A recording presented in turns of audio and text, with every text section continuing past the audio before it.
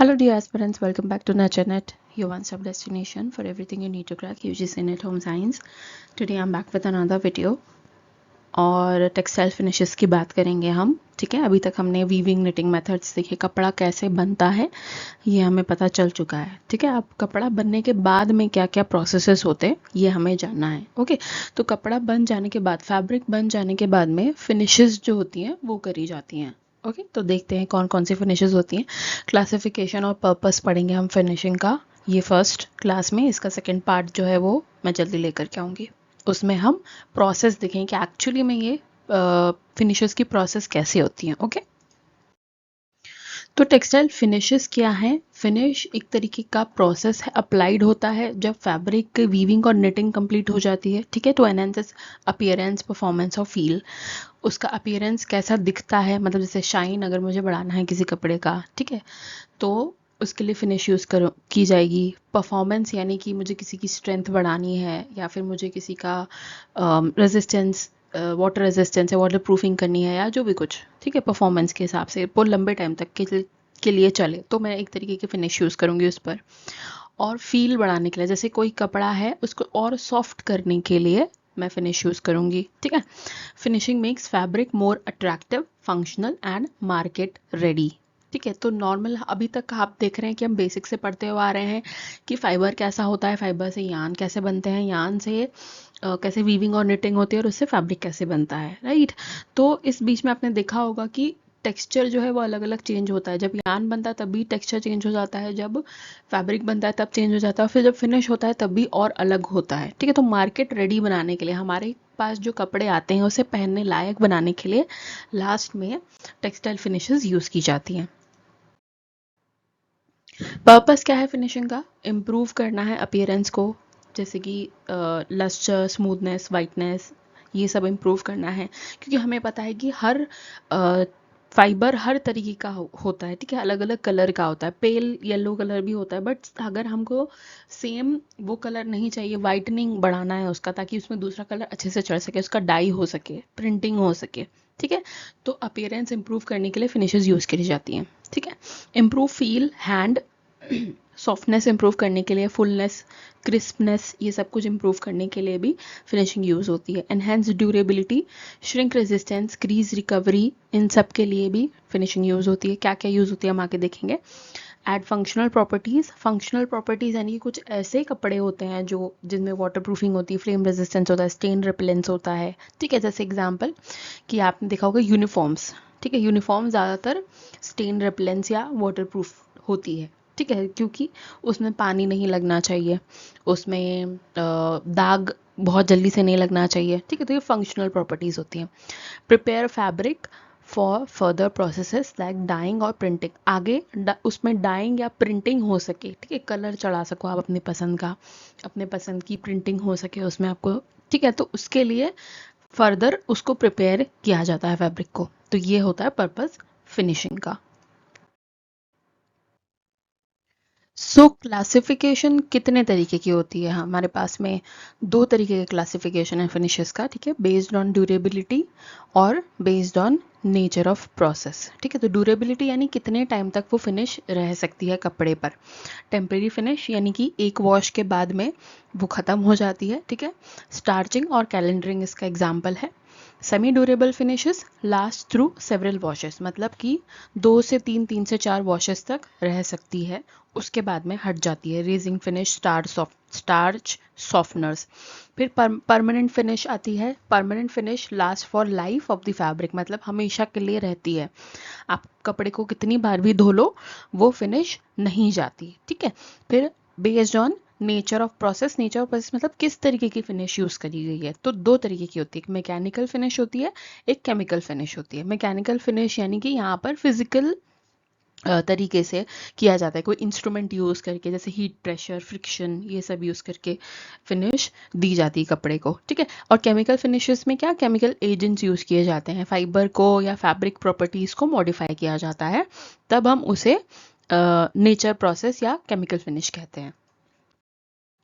अब mechanical finishes की बात करें अगर हम डिटेल में थोड़ा सा अगर देखें तो कौन कौन से मैकेनिकल फिनिशेस होते हैं ये हम देखते हैं। फिजिकल ट्रीटमेंट क्या क्या होता है, सबसे पहला आता है कैलेंडरिंग। ठीक है, कैलेंडरिंग में फैब्रिक को पास किया जाता थ्रू हीटेड रोलर्स। एक रोलर टाइप का हीट रोलर आपने देखा है कैसा होता है रोलर, है ना, वो हीटेड रहता है, मतलब वो गर्म रोलर रहता है। ठीक है, तो उसके थ्रू फैब्रिक को पास करते हैं जिससे कि एक स्मूथ ग्लॉसी सरफेस आ जाए। ठीक है, एक तरीके से प्रेस कराया जैसे हमने कपड़े को, है ना, बहुत सारे रिंकल्स हटाने के लिए हमने क्या किया, कपड़े को प्रेस कर दिया। ठीक है, तो क्या हुआ, एक स्मूथ सरफेस हमको मिल जाएगा, ग्लॉसी सरफेस मिल जाएगा। सिंपल कैलेंडरिंग टेम्पररी स्मूथनेस और लस्टर देती है। ठीक है, श्रीनर कैलेंडरिंग में क्या होता है, rollers engraved with fine lines give a silk like lustre. ठीक है, जो कुछ कुछ रोलर्स श्रीनर कैलेंडरिंग में ऐसा होता है कि कुछ रोलर्स जो होते हैं उसमें एक फाइन लाइन जैसी बनी होती है। ठीक है, तो कई बार होता यह है कि सिल्क जैसी शाइन हमको दिखाई देती है श्रीनर कैलेंडरिंग अगर होती है तो। ठीक है, एम्बोसिंग, एम्बॉसिंग भी एक तरीके की कैलेंडरिंग है। Engrave rollers create raised designs. Raised designs यानी कि एक 3D इफेक्ट जैसा दिखाएगा, उठा हुआ। ठीक है, अगर आप किसी कपड़े को किसी ऐसे रोलर के अंदर डाल दो जिसमें टेक्सचर बने हुए हैं, ठीक है, एनग्रेव रोलर्स में कुछ बना फूल बना हुआ है मान लीजिए, ठीक है, और वो फूल में कपड़ा आपने क्या किया, वो रोलर के बीच में से निकाला, तो अब क्या होगा, वो कपड़ा एक उठी हुई डिजाइन देगा, उठा हुआ डिजाइन आपको उसमें दिखाई देगा। ठीक है, Moyer, Moyer produces watermark effect on ribbed fabrics. ठीक है, अब इसमें भी सेम यही होता है कि हीटेड रोलर रहता है बट एक वाटरमार्क इफेक्ट देता है रिब्ड फैब्रिक, रिब्ड फैब्रिक पर। ठीक है, वाटरमार्क इफेक्ट यानी कि कैसा, बिल्कुल स्मूथ प्रेस नहीं होगा बट थोड़ा सा उसमें एक वेवीनेस आपको दिखेगा, थोड़ा सा वाटर जैसे फ्लो करता है तो वेव आती है ना, वैसे वेव जो है वो आपको कपड़े में दिखेगा। ठीक है, फिर नेक्स्ट है हमारा नैपिंग। नैपिंग को रेजिंग भी बोलते हैं। ठीक है, ये नाम आप याद रखना, अलग अलग नाम से भी कई बार क्वेश्चंस आ जाते हैं। तो नैपिंग का दूसरा नाम रेजिंग भी है। रेजिंग का सिंपल मतलब है, रेजिंग से ही नाम से ही आप समझ जाओगे कि यहाँ पर थोड़ा सा सरफेस को रेज किया जाता है, लिफ्ट किया जाता है। ठीक है, वायर कवर्ड रोलर्स, इसमें वायर कवर्ड रोलर्स यूज किए जाते हैं। अभी तक ऊपर प्लेन यूज हो रहे थे या फिर एनग्रेव्ड यूज हो रहे थे। ठीक है, यहाँ पर अब वायर से कवर्ड है, तो उससे होता क्या है कि थोड़ा सा जो कपड़ा है उसमें फजीनेस आ जाती है। फजीन यानी जिसको आप समझते हो कि थोड़ा मखमल सा। ठीक है, आप देखोगे ना कि हमें कपड़े कैसे पसंद है, छोटे बच्चों की कैसे होते हैं, मुलायम से कपड़े होते हैं, उसमें रुए रुए उठे होते हैं थोड़े से, है ना, वो बड़ा सॉफ्ट होते हैं। तो वो कैसे होता है, वो नैपिंग से होता है, रेजिंग से ही होता है। ठीक है, गिव्स वार्मथ और सॉफ्टनेस, वार्मथ और सॉफ्टनेस देते हैं वो। ठीक है, शेयरिंग में क्या होता है, शेयरिंग में cut off surface fibres to create a uniform pile height और स्मूथ सरफेस। ठीक है, कपड़ा बन जाने के बाद में एक यूनिफॉर्म तरीके से यानी कि एक फ्लैट तरीके से, यूनिफॉर्म यानी कि एक जैसा, ठीक है, एक जैसा फाइबर्स को कट कर दिया जाता है ऊपर से। ठीक है, जिससे कि पाइल का जो हाइट है वो सेम होता है और स्मूथनेस मिल जाती है सरफेस की। ओके, मतलब कि अगर मान लीजिए कपड़ा बनने के बाद में कोई धागा वगैरह निकला हुआ है, ठीक है, कोई फाइबर निकला हुआ है, तो शेयरिंग में क्या किया कर दिया जाता है, उसको कट कर दिया जाता है जिससे कि कपड़ा पूरा क्लीन दिखे, साफ दिखे। फिर आता है ब्रशिंग। ब्रशिंग में fabric is brush with fine wires, remove loose fibres and raise a soft nap. ठीक है, यहाँ पर भी ब्रशिंग भी वैसी होता है, समवॉट थोड़ा थोड़ा नैपिंग से सेम है ये। ठीक है, ब्रशिंग में लूज वायर्स जो है वो निकल जाते हैं। ठीक है, अब यहाँ पर क्या होता है, वायर कवर्ड रोलर्स में हम लिफ्ट कर रहे थे, फजी दे रहे थे। अब ब्रशिंग में क्या होता है, सेम वायर से, फाइन वायर से लूज फैब्रिक्स जो है उसको रिमूव कर रहे हैं। ठीक है, तो उससे क्या हो रहा है, थोड़ा थोड़ा नैपिंग इफेक्ट भी आ जाएगा। ओके, थोड़ा रेजिंग इफेक्ट भी आ जाएगा। सैनफोराइजिंग में क्या होता है, कंट्रोल्ड श्रिंकेज। सैनफोराइजिंग में श्रिंकेज कंट्रोल होता है। ठीक है, श्रिंकेज कंट्रोल यानी कि कोई जैसे कॉटन होता है नॉर्मली, ठीक है, कॉटन के कपड़े को या शर्ट को आप एक बार पहनते हो, दूसरी बार अगर आप उसको धोते हो तो क्या होता है, सिकुड़ जाता है। ठीक है, तो कॉमन होता है बहुत कॉटन्स में कि उसमें सैनफोराइजिंग किया जाता है। Fabric is moisture and pre shrunk mechanically to make it shrink resistance. ठीक है, पहले ही फैब्रिक को गीला करके मॉइस्चर करके उसे प्री श्रिंक करवा दिया जाता है, जिससे कि बाद में कपड़ा बनने के बाद, जब मान लीजिए कि अभी कपड़ा तो बन चुका है बट अभी क्या हुआ है, मान लीजिए आपका टॉप या शर्ट उसका नहीं बना है, ठीक है। अब क्या होगा, कपड़ा बन गया, हमने टॉप शर्ट बना दिया, अब धोने के बाद में वो श्रिंक हो जाएगा। तो यहाँ पर क्या किया जाता है, श्रिंक कंट्रोल करने के लिए सनफोराइजिंग होता है। पहले से वो कपड़े को धोया जाता है, एक बार मॉइस्चर कर दिया, गीला कर दिया जाता है, ताकि वो अच्छे से जितना श्रिंक हो सकता है उतना हो जाए। उसके बाद उसका कपड़ा बनता है, ठीक है। उसके बाद उसका शर्ट या टॉप बनेगा, ठीक है। Common in cottons and denims, देखो यहाँ पर लिखा हुआ है, ठीक है। कॉटन्स और डेनिम्स में ये सनफोराइजिंग ज़्यादा होता है, ठीक है। हीट सेटिंग में क्या होता है, mainly for synthetic fabrics, fabric is heated to specific temperature to set its shape, stabilise dimensions and prevent shrinkage और रिंकल्स, ठीक है।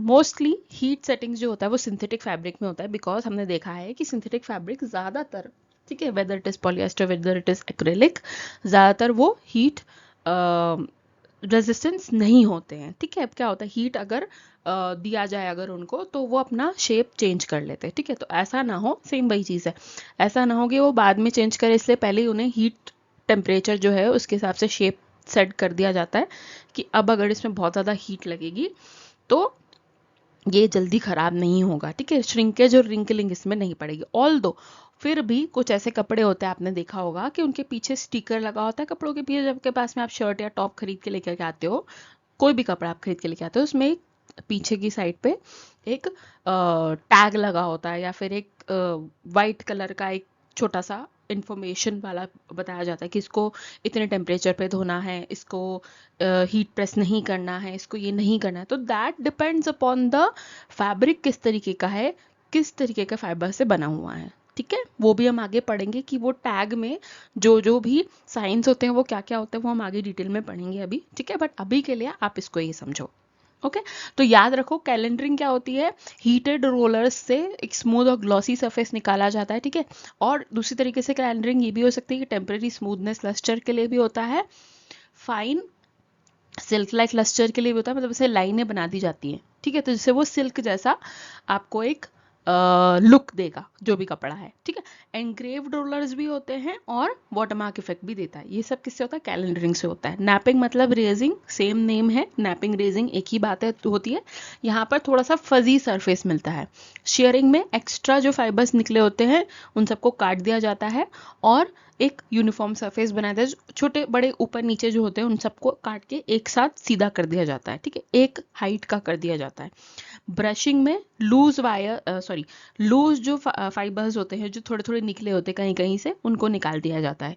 सनफोराइजिंग में क्या होता है, कपड़ा बनने के पहले, मतलब अगर फैब्रिक बन चुका है, उसके बाद उसका अपीरल बनने वाला है, उसका टॉप बनने वाला है, उसकी शर्ट बनने वाली है, उसके पहले उसे एक बार धोया जाता है, जिससे कि बनने के बाद में वो श्रिंक ना हो। Shrinkage control is sanforizing. Heat setting में ये ज़्यादातर सिंथेटिक फैब्रिक के साथ में होता है। हीट से सेट कर दिया जाता है फैब्रिक को, जिससे कि बाद में वो श्रिंक या रिंकल ना हो पाए, ठीक है। आगे बढ़ते हैं, केमिकल फिनिशेस देखते हैं, ठीक है। केमिकल फिनिशेस ज़्यादा हैं, थोड़ा सा ध्यान से सुनिएगा।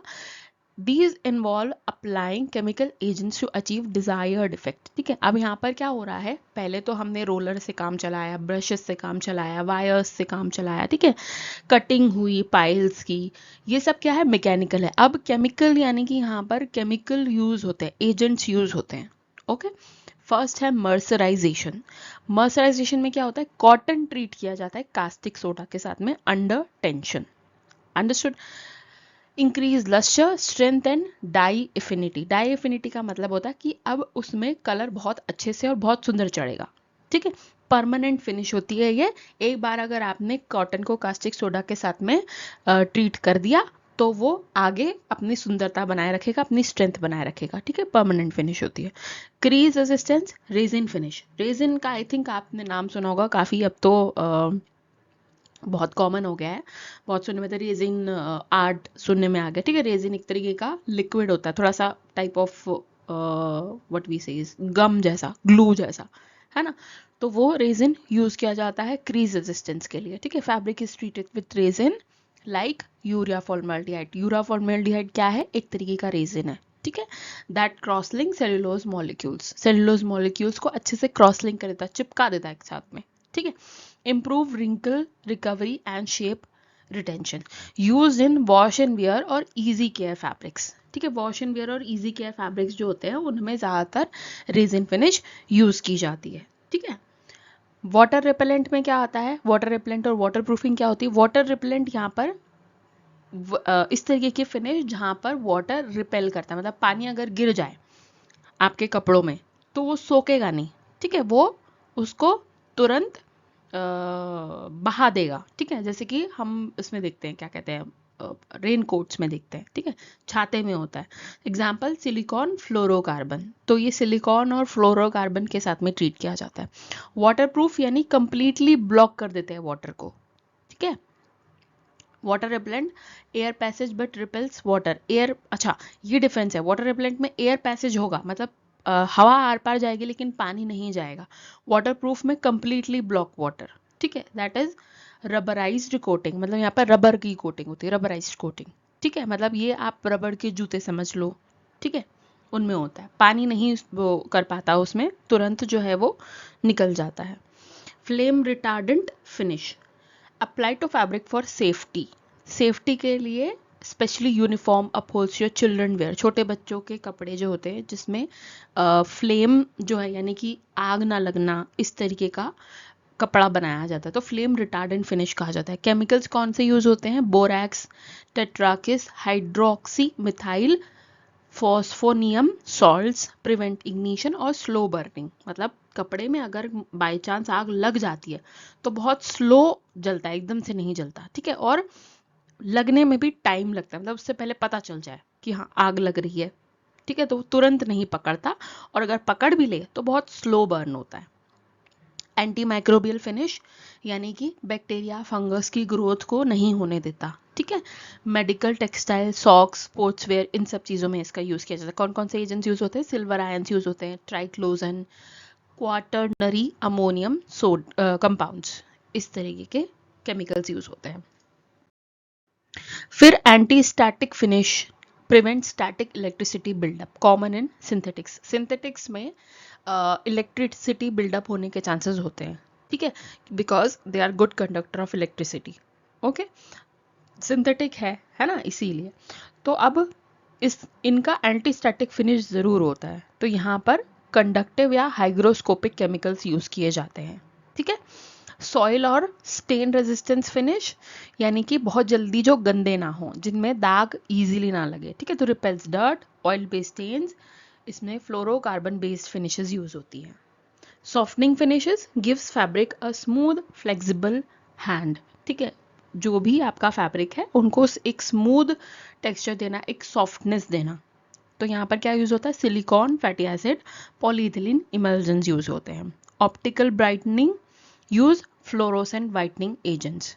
ठीक है, ऑप्टिकल वाइटनिंग का मतलब होता है कि एकदम जब भी कपड़ा पहनते हैं, ठीक है, तो आपको उस कपड़े में एक अलग सा थोड़ा सा वाइट चमक दिखता है। ठीक है, वो नॉर्मली वाइट कलर तो होता ही है, बट अगर धूप में जाएं तो वो एक्स्ट्रा थोड़ा सा एक ब्राइटर शेड देता है कि हाँ, बड़ा चमक रहा है। जैसे आपने देखा होगा एडवर्टाइजमेंट में नील का एडवर्टाइजमेंट होता है ना, ब्लू का एडवर्टाइजमेंट होता है। ठीक है, तो वो क्या कहते हैं, एक ऑप्टिकल ब्राइटनिंग सा थोड़ा सा अलग सा एक चमक दिखती है कपड़े में, वाइटनेस दिखती है। ठीक है, तो फ्लोरोसेंट वाइटनिंग एजेंट से होता है। तो नील जो है होती है, ठीक है, उजाला नील या फिर कोई भी दूसरी नील जो आती है, या ब्लू जो होते हैं, वो एक्चुअली फ्लोरोसेंट वाइटनिंग एजेंट्स होते हैं। ठीक है, तो वो यूवी रेज को एब्जॉर्ब करते हैं और एक विजिबल ब्लू लाइट इमिट करते हैं, जिससे थोड़ा सा कपड़ा जो है वो वाइटर अपीयरेंस देता है, ब्राइटर अपीयरेंस देता है। ठीक है, तो जब भी आप कपड़ों में नील लगाते हो, मतलब एक ऑप्टिकल ब्राइटनर आप यूज कर रहे हो। ठीक है, that is also chemical, right. और आप देखना, नॉर्मल अगर आपने वो ब्लू यूज किया है तो आपका कपड़ा थोड़ा सा ज्यादा वाइट दिखता है, बहुत ही अच्छा एक ब्राइटर लुक देता है एज कम्पेयर टू नॉर्मल जिसमें आपने नहीं लगाया, वो थोड़ा सा पेल येलो कलर चला जाता है वाइट कपड़ों का। ठीक है, श्रिंक रेजिस्ट फिनिश फॉर वूल, ये वूल के लिए होता है श्रिंक रेजिस्ट फिनिश ज्यादातर। ठीक है, wool is treated with resins और enzymes to prevent felting shrinkage, shrinkage ना हो, सिकुड़न ना हो वूल में, इसीलिए उसे रेजन्स के साथ में ट्रीट किया जाता है। अब हम स्पेशल फिनिश की बात करें, स्पेशल फिनिश यानी स्पेशल इफेक्ट जो देते हैं, ठीक है, फंक्शनल प्रॉपर्टीज देखें इनकी। पीच फिनिश क्रिएट्स अ सोड लाइक सरफेस बाय सैंडिंग। तो सोड लाइक सरफेस यानी कि आपने देखा होगा कि एक अलग सा एक सॉफ्टनेस होती है, जैसे सोफे में होती है, ठीक है, पिलो कवर्स में होती है ना। आप जब उसको टच करते हैं तो एक अलग सा सॉफ्टनेस होता है, ठीक है।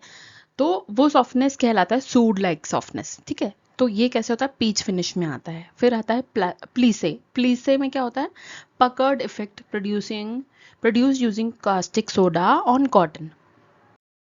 तो पकर्ड इफेक्ट का मतलब है कि जैसे फॉर एग्जाम्पल अगर कोई कपड़ा फैब्रिक है, ठीक है, वो फैब्रिक को आपने क्या किया, आपने सिलाई किया उसका, और आपने टॉप बनाया या आपने उसका स्कर्ट बनाया, ठीक है। तो जब भी हम उसकी सिलाई करते हैं, ठीक है, तो उस पे जब क्रीज पड़ता है, ठीक है, क्रीज जब पड़ता है तो आपने देखा होगी कैसे जहाँ जहाँ सिलाई पड़ती है वहाँ वहाँ वो थोड़ा सा व्हाट वी से इसकी थोड़ा सा क्रीज उसमें पड़ता जाता है, थोड़ा सा रिंकल्स उसमें पड़ते जाते हैं, ठीक है।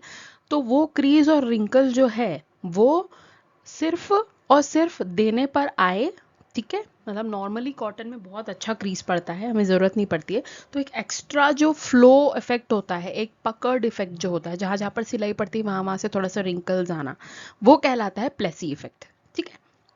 Embossed finish decorative 3D patterns made using engraved rollers, ठीक है। एम्बॉस्ड फिनिश यानी वही एंग्रेव्ड रोलर्स हमने किस में यूज़ किए थे, कैलेंडरिंग में यूज़ करे थे, ठीक है। तो यहाँ पर 3D पैटर्न कैसे बन रहा है, कैलेंडरिंग यूज़ करके बना, मतलब यहाँ पर एम्बॉस्ड फिनिश जब बात हो रही है तो यहाँ पर कैलेंडरिंग की बात हो रही है। Enzyme finish biopolishing using cellulase enzyme to remove surface fuzz, surface के फस को रिमूव करने के लिए, मतलब कि कुछ ऐसे कपड़े जिसमें सरफेस पर ज़्यादा व्हाट वी से इसकी फाइबर्स जो है वो उठ जाते हैं, ठीक है, उनका टेक्सचर ऐसा हो, तो वो फस जो है उसको हटाने के लिए सेल्यूलेज एंजाइम्स यूज़ किए जाते हैं। Anti pilling finish prevent formation of small fibre balls on fabric surface, ठीक है। कुछ ऐसे कपड़े होते हैं, टी शर्ट्स और शर्ट्स है जो आप घर पे यूज़ करते हो, तो आपने देखा होगा उसमें छोटे छोटे बॉल्स आ जाते हैं फाइबर्स के, है ना, उसमें रुएं उठ जाते हैं या फिर बॉल्स आ जाते हैं, तो वो कम करने के लिए एंटी पिलिंग फिनिश यूज़ करी जाती है। Blends like polyester cotton often undergo combined finishes. अगर कोई कपड़ा ऐसा है जिसमें पॉलिएस्टर कॉटन साथ में यूज़ किया गया है, ब्लेंडेड फैब्रिक है, तो फिर फिनिशेस भी दो तीन तरीके की यूज़ करी जाती है, जैसे रेजिन और हीट सेटिंग होती है, ठीक है, बैलेंस करने के लिए प्रॉपर्टीज़ को, दोनों की प्रॉपर्टीज़ को, पॉलिएस्टर की भी और कॉटन की भी। एनवायरमेंटल एस्पेक्ट क्या कहता है, modern textile finishing aim to reduce. अब मॉडर्न टेक्सटाइल मतलब पहले तो ये काफ़ी लो बजट में और बहुत ही लो स्केल पर होता था, बट अब जितने ज़्यादा वैरायटी कपड़ों की बढ़ती जा रही है उतने ज़्यादा हमारे पास में व्हाट वी से इसकी मशीनरीज बढ़ती जा रही है, उतने ज़्यादा हमारे पास में रिसोर्सेज बढ़ते जा रहे हैं, ठीक है। अब क्या क्या चीज़ें हैं जिनका ध्यान रखना है कि वो है एनवायरमेंटल एस्पेक्ट के हिसाब से कि वाटर और केमिकल यूसेज का ध्यान रखना है, इको फिनिशिंग होनी चाहिए, ठीक है। टॉक्सिक इफ्लुएंस यानी कि बायोडिग्रेडेबल फिनिशेस यूज़ करनी चाहिए, जो कि बायोडिग्रेडेबल का मतलब आई थिंक आप सबको पता है, जो इजीली डिग्रेड हो सके, ठीक है। प्लास्टिक इज नॉन बायोडिग्रेडेबल, वो डिग्रेड नहीं हो सकता, ख़त्म नहीं हो सकता, मिट्टी में नहीं मिल सकता, ठीक है। तो टॉक्सिक्स यूज़ नहीं करने हैं। Energy consumption, low temperature processing होनी चाहिए। Eco friendly finishes include enzyme treatments, plasma treatments, natural based repellents, ठीक है, ये सारी इको फ्रेंडली फिनिशेस होती हैं। चीटोसैन एंटी माइक्रोबियल इफेक्ट ये सब कुछ देते हैं जो। अब समराइज करते हैं, ठीक है। समराइज कैसे करेंगे, थोड़ा सा हम रिवाइज करेंगे जो जो हमने पढ़ा। मैकेनिकल के एग्जाम्पल कौन कौन से हैं, कैलेंडरिंग, नैपिंग, सेंफोराइजिंग। नैपिंग का दूसरा नाम क्या है, रेजिंग, ठीक है। ये इसकी ड्यूरेबिलिटी टेम्परेरी टू परमानेंट हो सकती है, ठीक है। केमिकल में आता है mercerisation, resin treatment, water repellent, ठीक है, वाटर प्रूफिंग, ये भी केमिकल के अंदर आ जाता है। ये सेमी से परमानेंट हो सकते हैं, सेमी टू परमानेंट, ठीक है। स्पेशल में क्या क्या होता है, एंजाइम, एंटीपिलिंग, फ्लेम रिटार्डेंट, ये सारे परमानेंट होते हैं, इनकी ड्यूरेबिलिटी हमेशा परमानेंट होती है। तो यहाँ पर खत्म होता है हमारा ये फर्स्ट पार्ट, ठीक है। जल्दी से मैं नेक्स्ट पार्ट आपके लिए लेकर के आऊँगी जिसमें हम प्रोसेस पढ़ेंगे कि फिनिशिंग प्रोसेस एक्चुअली में कैसा होता है, थोड़ा सा और डिटेल में चीज़ें समझेंगे, ठीक है। और PYQs भी हम प्रैक्टिस करेंगे, जो जो चीज़ें छूट गई वो भी कवर कर लेंगे, ठीक है। तो तब तक के लिए subscribe to the Nurture.net, like this video, share with your friends, and don't forget to hit the bell icon so that you never miss any update. Thank you.